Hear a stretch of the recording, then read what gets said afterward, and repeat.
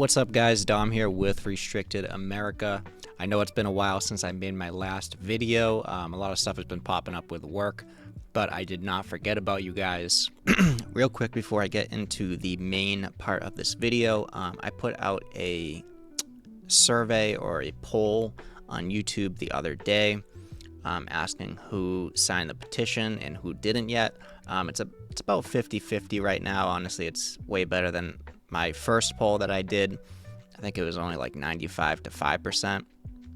95% being not signing it yet, and we had about 240 votes on that poll. So guys, let's keep it up. If you haven't signed the petition in Massachusetts yet, let's get this done. So if you didn't know, I mean, it is all over the news, but you know, some people still don't know about it. Pro-Israel protester was at a rally in Newton, Massachusetts the other day, and he got into, it seems, an altercation with a pro-Hamas protester, and violence ensued after that. And the pro-Hamas, or I guess again, we don't know a ton about him. I'm assuming he's anti or pro-Hamas protester. He went and ran across the street and tackled this man who was at a pro-Israel rally. And, you know, obviously violence ensued. Pro-Israel, demonstrator was a veteran. He had a license to carry. He was carrying a handgun at the time, and he was able to get off a shot into this man's stomach. The original attacker was not killed. He was rushed to the hospital after. His people, I guess, were able to break up the fight. So he is living, but the pro-Israel demonstrator, Scott Hayes, he's from Framingham, he is being charged with assault and battery with a dangerous weapon by the district attorney's office. So this is pretty big news. Usually these kind of things do not happen in Massachusetts. I mean, you hear them happening in other places, but for it to happen in Massachusetts and it to be all over the news, it's even on national news, it's a big deal. And I'll go into it after, but could be a big deal for, self-defense rights in Massachusetts if this actually goes to court and the charges aren't dropped. So I'm going to read an NBC News article. I know NBC News usually very biased.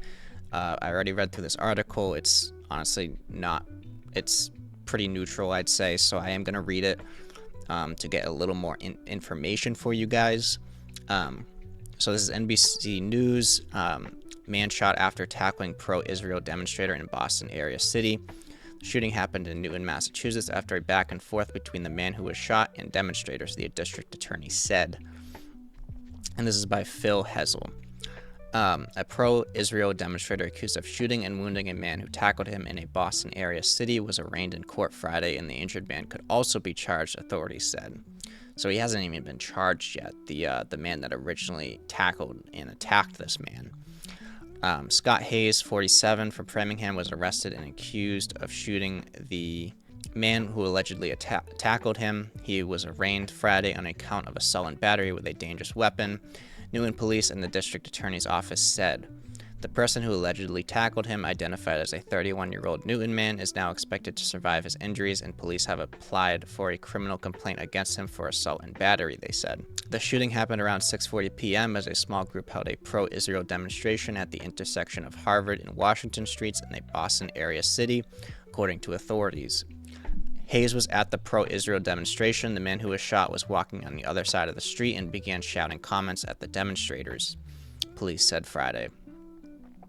There were things being said across the street, back and forth, Middlesex County District Marion Ryan said Thursday night after the incident. Ultimately, that individual came very rapidly across the street and tackled one of the demonstrators. An altercation followed during which Hayes allegedly shot the Newton man, police said. There have been protests and demonstrations across the U.S. in the months since Hamas' October 7th terror attacks against Israel that killed over 1,200 people in Israel's war against Hamas in Gaza, where the Gaza Health Ministry has said more than 41,000 people have been killed. asked a news conference Thursday if the man shot was anti-Israel or pro-Palestinian. Ryan said, "I think it's too soon to get into that.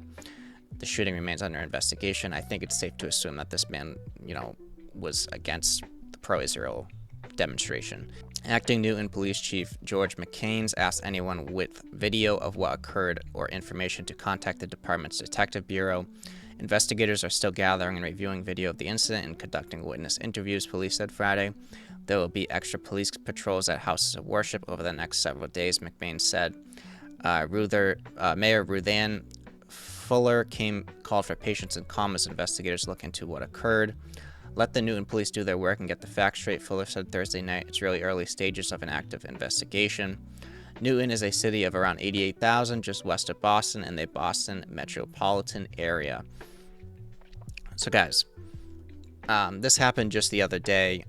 I'm not going to pretend to know, thoroughly what the self-defense laws are in Massachusetts. I'm not an expert on that, but I do want to get this information for you guys. You guys can do further research and investigate this yourself. Obviously, there's still a lot of information missing. There are videos of this kind of sprawling around on the internet. I saw one that, basically the guy that attacked the guy that attacked Scott Hayes was basically, tackled him and didn't get off of him. Scott Hayes was basically, if you can kind of hear it in the video, except the girl that's recording is basically screaming the whole time, so it's very hard to hear. He's basically like yelling, "Let me get my handgun, let me get my handgun." He actually lost control of it at one point because the guy just would not let off.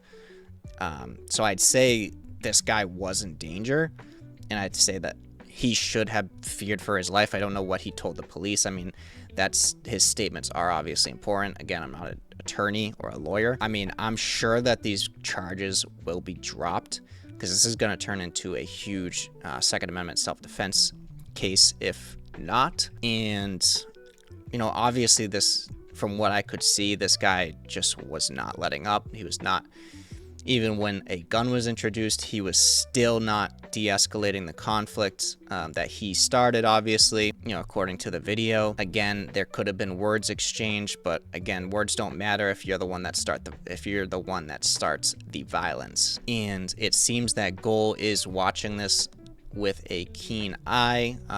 They recently shared a Facebook post. They just said Goal is aware of the self-defense situation that unfolded in Newton yesterday.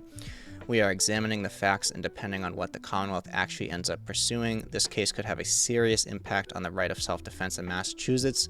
More information potentially forthcoming." So guys, that's all the information I have for now. I know this wasn't a super long video. I just wanted to get this information to people that don't know about this, because this could be a big court case. It could be a big Second Amendment case. So I hope it's not. I hope this guy just, gets off. I mean, he's a veteran. He was just at a rally trying to defend himself. So I hope this doesn't turn into a big case. But again, it could if the state decides to pursue these charges. So guys, a lot of people that watch my videos are still not subscribed. If you're not, please do that now. It definitely helps with the algorithm. If you enjoy these types of videos, please give this video a like, leave a comment, and other than that, guys, stay informed and stay unrestricted.